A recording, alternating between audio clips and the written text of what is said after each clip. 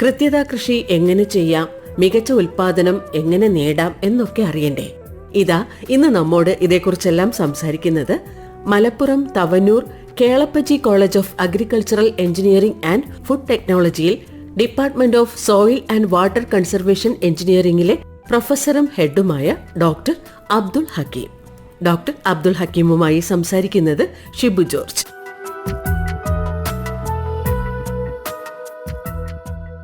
Doctor Abdul Hakeem sir, പരിപാടിയിലേക്ക് സ്വാഗതം. Thank you sir. ഇന്നത്തെ നമ്മുടെ ചർച്ചാ വിഷയം കൃത്യത കൃഷി അല്ലെങ്കിൽ പ്രിസിഷൻ ഫാമിങ്ങിനെ കുറിച്ചാണല്ലോ. ആദ്യമായിട്ട് മനസ്സിൽ വരുന്ന ഒരു ചോദ്യം എന്ന് പറഞ്ഞാൽ ഈ കൃത്യത കൃഷി എന്തുവാണിത്? ഇതിനെക്കുറിച്ചൊന്ന് വിശദീകരിക്കാമോ? പേര് പോലെ തന്നെ കൃഷിയും കൃത്യതയും കൂടി സംയോജിക്കുന്നതാണ് കൃത്യത കൃഷി, പ്രിസിഷൻ ഫാമിംഗ്. അപ്പൊ കൃത്യത കൃഷി ഇതിന്റെ ഏറ്റവും ലളിതമായിട്ടുള്ള നിർവചനം എന്ന് പറഞ്ഞത് കൃഷിക്ക് ആവശ്യമായ അടിസ്ഥാന ഘടകങ്ങളെ സൂക്ഷ്മതയോടെയും കൃത്യതയോടെയും കൈകാര്യം ചെയ്ത് കൃഷിയിൽ നിന്ന് പരമാവധി ലാഭം ഉറപ്പുവരുത്തുക എന്നുള്ളതാണ്. നമുക്കറിയാം കൃഷിക്ക് വേണ്ട അടിസ്ഥാന ഘടകങ്ങൾ മണ്ണ്, വെള്ളം, വിത്ത്, വളം, കീടനാശിനികൾ, അതോടൊപ്പം തന്നെ സൂര്യപ്രകാശവും കാർബൺ ഡൈ ഓക്സൈഡും പിന്നെ മാനവശേഷിയുമാണ്. അപ്പൊ ഇതിൽ തന്നെ ഈ കാർബൺ ഡൈ ഓക്സൈഡ്, സൂര്യപ്രകാശം എന്നീ പറഞ്ഞ രണ്ട് വിഭവങ്ങൾ ഒരു സംരംഭകന്റെ നിയന്ത്രണത്തിലുള്ള കാര്യങ്ങളല്ല. ഇപ്പൊ ഒരു കർഷകൻ അല്ലെങ്കിൽ സംരംഭകന് സൂര്യപ്രകാശം വേണമെന്ന് വിചാരിക്കുമ്പോൾ കിട്ടുകയോ വേണ്ടാന്ന് വിചാരിക്കുമ്പോൾ കിട്ടാതിരിക്കുകയോ ചെയ്യില്ല. അത് പ്രകൃതിയുടെ നിയന്ത്രണത്തിലാണ്. അപ്പൊ കാർബൺ ഡൈ ഓക്സൈഡും സൂര്യപ്രകാശവും പ്രകൃതിയുടെ അല്ലെങ്കിൽ ഒരു അദൃശ്യ ശക്തിയുടെ നിയന്ത്രണത്തിലുള്ളതാണ്. മറ്റു ഘടകങ്ങൾ മണ്ണ്, വെള്ളം, വിത്ത്, വളം, കീടനാശിനികൾ എന്നിവ, അതോടൊപ്പം തന്നെ നമ്മുടെ മാനവശേഷി, അത് കൃത്യതയോടെയും സൂക്ഷ്മതയോടെയും കൈകാര്യം ചെയ്ത് കൃഷിയിൽ നിന്ന് പരമാവധി ലാഭം ഉറപ്പുവരുത്തുക എന്നുള്ളതാണ് ഏറ്റവും ലളിതമായിട്ടുള്ള നിർവചനം. അപ്പൊ ഇവിടെ നമ്മൾ ഉദ്ദേശിക്കുന്നത് വെച്ചാൽ ഈ കൃത്യത കൃഷിക്ക് അന്താരാഷ്ട്ര തലത്തിൽ ഒരു ഏജൻസി ഉണ്ട്, international society for precision agriculture, ISPA, international society for precision agriculture. അത് അമേരിക്കയിലെ വാഷിംഗ്ടണിലാണ് ആ സൊസൈറ്റി സ്ഥിതി ചെയ്യുന്നത്, അതിന്റെ ആസ്ഥാനം. അപ്പൊ ISPA പറയുന്നത് കൃത്യത കൃഷി എന്ന് പറഞ്ഞ ഈ ഒരു ബൃഹത്തായ സംരംഭത്തെ ഇംഗ്ലീഷ് അക്ഷരമാലയിലെ R എന്ന് പറഞ്ഞ അക്ഷരം 4 തവണ ആവർത്തിച്ചാൽ കൃത്യത കൃഷിയായി. 4 തവണ ഇംഗ്ലീഷ് അക്ഷരമാലയിലെ R പറയുക. അതായത് ആദ്യത്തെ R റൈറ്റ് ഇൻപുട്ട്, എന്താണോ വേണ്ടത്. രണ്ടാമത്തെ R റൈറ്റ് ക്വാണ്ടിറ്റി, എത്രയാണോ വേണ്ടത്. മൂന്നാമത്തെ R റൈറ്റ് പ്ലേസ്, എവിടെയാണോ വേണ്ടത്. നാലാമത്തെ R റൈറ്റ് ടൈം, എപ്പോഴാണോ വേണ്ടത്. അപ്പൊ right input, right quantity, right place, right time. അതായത് എന്താണോ വേണ്ടത്, എത്രയാണോ വേണ്ടത്, എവിടെയാണോ വേണ്ടത്, എപ്പോഴാണോ വേണ്ടത്. കുറച്ചുകൂടി ലളിതമായിട്ട് പറഞ്ഞാൽ വേണ്ടത് വേണ്ടത്ര, വേണ്ടിടത്ത്, വേണ്ട സമയത്ത്. അതാണ് കൃത്യത കൃഷി. അപ്പൊ ഇത് വളരെ ലളിതമായിട്ട് പറഞ്ഞത് ഇത്രയേ ഉള്ളൂ. നമുക്ക് ആ കൃഷിക്ക് ആവശ്യമായിട്ടുള്ള അടിസ്ഥാന ഘടകങ്ങൾ അതിനെ വളരെ സൂക്ഷ്മതയോടെ കൈകാര്യം ചെയ്യുക, കൃത്യതയോടെ കൈകാര്യം ചെയ്യുക. അപ്പൊ ഈ പറഞ്ഞ അടിസ്ഥാന ഘടകങ്ങളിൽ മനുഷ്യൻ ഏറ്റവും കൂടുതൽ അനിയന്ത്രിതമായിട്ട് അശാസ്ത്രീയമായിട്ട് കൈകാര്യം ചെയ്യുന്ന ഒരേ ഒരു വിഭവമാണ്, അത് വെള്ളമാണ്. കാരണം കാർഷിക മേഖലയിൽ ആരും ജലം പൈസ കൊടുത്ത് വാങ്ങുന്നില്ല. രണ്ടാമത്തേത്, കാർഷിക മേഖലയിൽ നമുക്ക് പമ്പ് സെറ്റിന് പോലും സബ്സിഡി ഉണ്ട്. മാത്രമല്ല 30 സെന്റിൽ കൂടുതൽ നമുക്ക് കൃഷിഭൂമി ഉണ്ടെങ്കിൽ, കൃഷിക്ക് വേണ്ടിയുള്ള ഭൂമി ഉണ്ടെങ്കിൽ നമുക്ക് സൗജന്യ വൈദ്യുതി ഉണ്ട്. അപ്പൊ ഈ പറഞ്ഞ കാരണങ്ങൾ കൊണ്ട് തന്നെ പൈസ കൊടുക്കാതെ ജലം ലഭ്യമാകുന്നു. പമ്പ് സെറ്റിന് പോലും നമുക്ക് സബ്സിഡി ഉണ്ട്. കാർഷിക മേഖലയിൽ വൈദ്യുതി 100% സൗജന്യമായതുകൊണ്ട് തന്നെ കാർഷിക മേഖലയിൽ ഏറ്റവും കൂടുതൽ ദുരുപയോഗം ചെയ്യപ്പെടുന്ന ഒരു വിഭവവും വെള്ളമാണ്. അതുകൊണ്ട് തന്നെ ഈ പറഞ്ഞ അടിസ്ഥാന ഘടകങ്ങൾ ഏറ്റവും കൂടുതൽ കൃത്യത കൃഷി കരുതൽ നൽകുന്നത് അല്ലെങ്കിൽ ഊന്നൽ നൽകുന്നത് ജലസംരക്ഷണത്തിനാണ്. ശാസ്ത്രീയമായ ജലസംരക്ഷണമാണ് കൃത്യത കൃഷിയുടെ ഏറ്റവും അടിസ്ഥാനമായിട്ടുള്ള ഒരു ഘടകം. അഥവാ 50% കൃത്യത കൃഷി എന്ന് പറഞ്ഞതും ശാസ്ത്രീയമായ ജല വിനിയോഗം ആണ്. ഇതാണ് കൃത്യത കൃഷിയുടെ വളരെ ലളിതമായിട്ടുള്ള ഒരു നിർവചനം. ഡോക്ടർ ഹക്കീം, താങ്കൾ സൂചിപ്പിച്ച മാതിരി തന്നെ വെള്ളം ഇപ്പം പറയപ്പെടുന്നത് തന്നെ നെക്സ്റ്റ് സെഞ്ച്വറി അല്ലെങ്കിൽ വരുന്ന സമയത്ത് ഏറ്റവും അധികം പ്രശ്നം വരാൻ പോകുന്നത് തന്നെ വെള്ളത്തിനാണ്.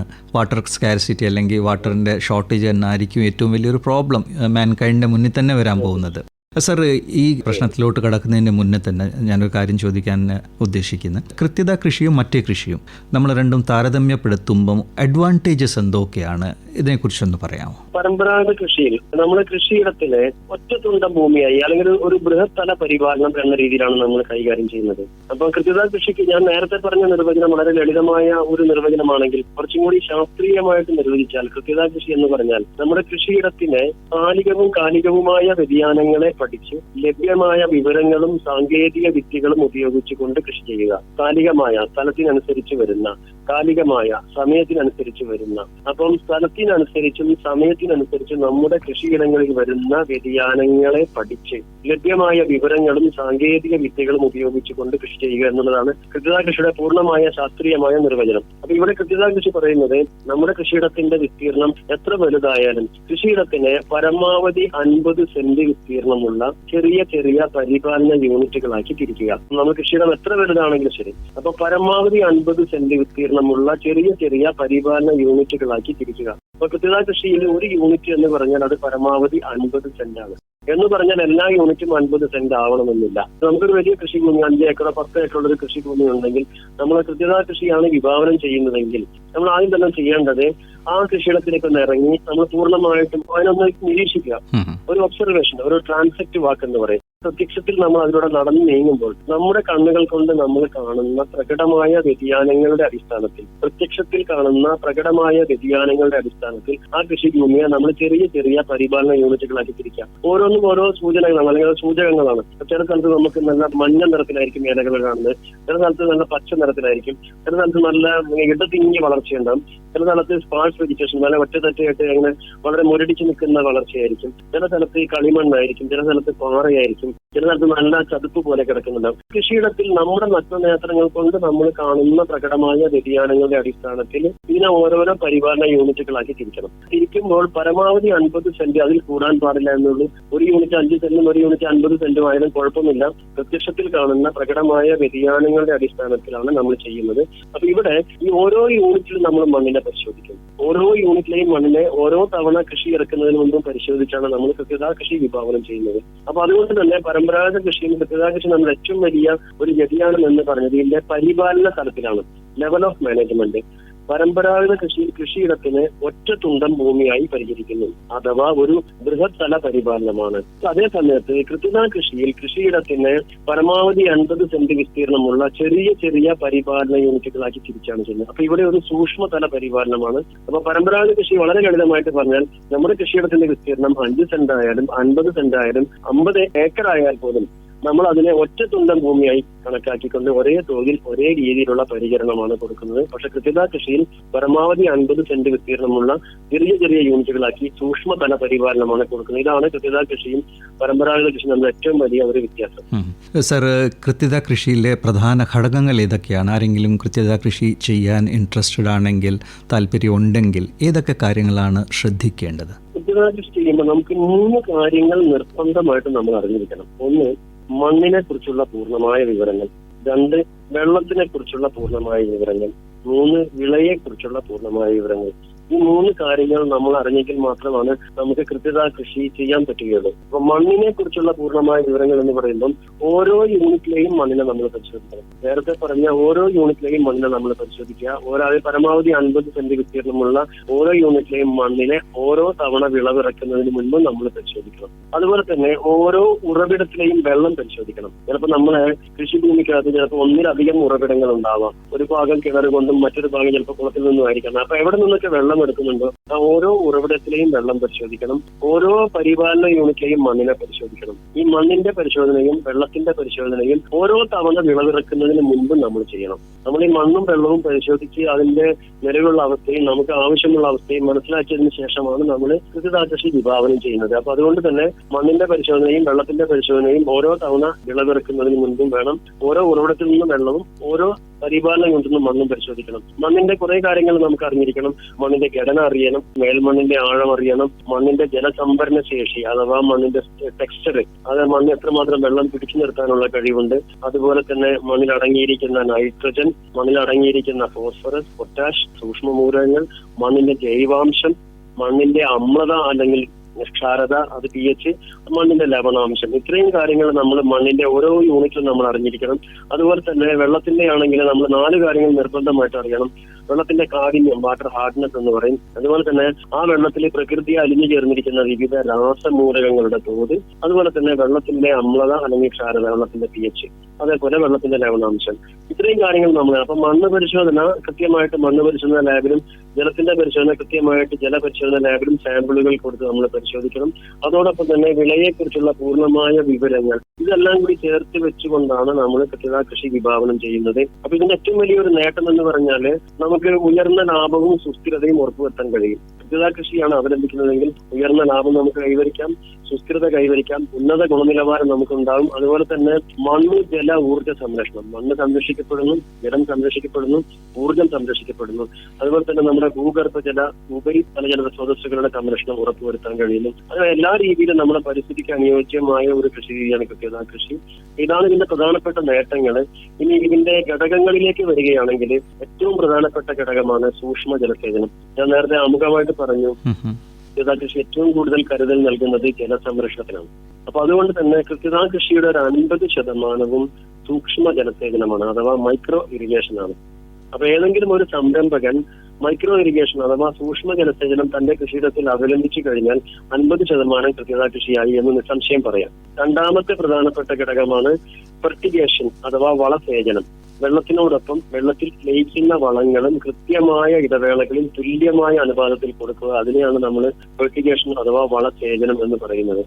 അപ്പം ആദ്യത്തെ പ്രധാനപ്പെട്ട ഘടകം എന്ന് പറഞ്ഞത് നമ്മൾ നേരത്തെ പറഞ്ഞ സൂക്ഷ്മ ജലസേചനം. അതായത് ഒരു ചെടിയുടെ വളർച്ചയ്ക്ക് വേണ്ട വെള്ളം ദിവസേന നേർത്ത കണികകളായിട്ടോ സ്പ്രേ രൂപത്തിലോ അതിന്റെ വേരിന് ചുറ്റും കൊടുക്കുന്നതാണ് സൂക്ഷ്മ ജലസേചനം. അപ്പൊ സൂക്ഷ്മ ജലസേചനം കൃത്യത കൃഷിയുടെ 50%, വളസേചനം അഥവാ ഫെർട്ടിഗേഷൻ കൃത്യത കൃഷിയുടെ ഒരു 20%. അപ്പൊ ഇത് രണ്ടും കൂടി ചേരുമ്പോൾ മൈക്രോ ഇറിഗേഷൻ ആൻഡ് ഫെർട്ടിഗേഷൻ അഥവാ സൂക്ഷ്മ ജലസേചനവും വളസേചനവും കൂടി ചേരുമ്പോൾ ഏകദേശം 70% കൃത്യത കൃഷിയായി. ഈ പറഞ്ഞ രണ്ട് ഘടകങ്ങൾ സൂക്ഷ്മ ജലസേനവും വളസേനവും കൊടുത്തു കഴിഞ്ഞാൽ അതിന്റെ നേട്ടം പരമാവധി നമുക്ക് ലഭിക്കണമെങ്കിൽ മൂന്നാമത് ഒരു കാര്യം കൂടി നമ്മൾ നിർബന്ധമായിട്ട് ചെയ്യണം. അതിനെയാണ് നമ്മൾ പ്ലാസ്റ്റിക് മൾച്ചിങ് അഥവാ പ്ലാസ്റ്റിക് പുത എന്ന് പറയുന്നത്. അപ്പൊ കൃത്യത കൃഷിയുടെ മൂന്നാമത്തെ ഒരു ഘടകമാണ് പ്ലാസ്റ്റിക് മൾച്ചിങ്. നാലാമത്തെ ഘടകമാണ് ക്രോപ്പ് ജോമെട്രി അഥവാ വിള ക്രമീകരണം.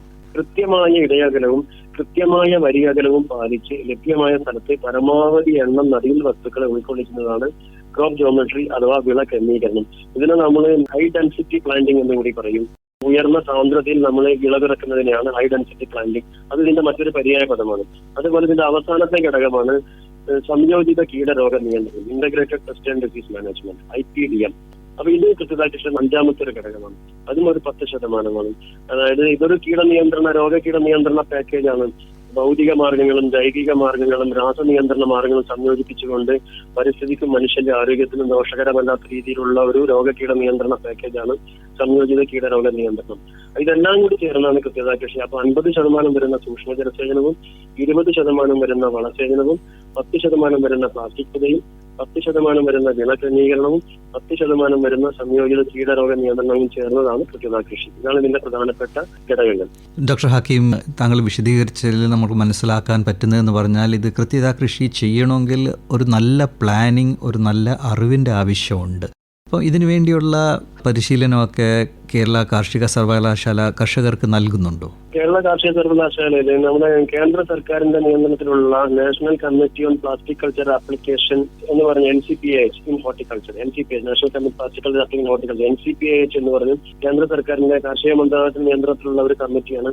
അവരുടെ നിയന്ത്രണത്തില് ഇന്ത്യയിലെ ഒട്ടുമിക്ക സംസ്ഥാനങ്ങളിലും precision farming development centre PFDC എന്ന് പറഞ്ഞ സെന്ററുകൾ പ്രവർത്തിക്കുന്നുണ്ട്. അവിടെ ഇതിനാവശ്യമായിട്ടുള്ള പരിശീലനം മറ്റും കൊടുക്കുന്നുണ്ട്.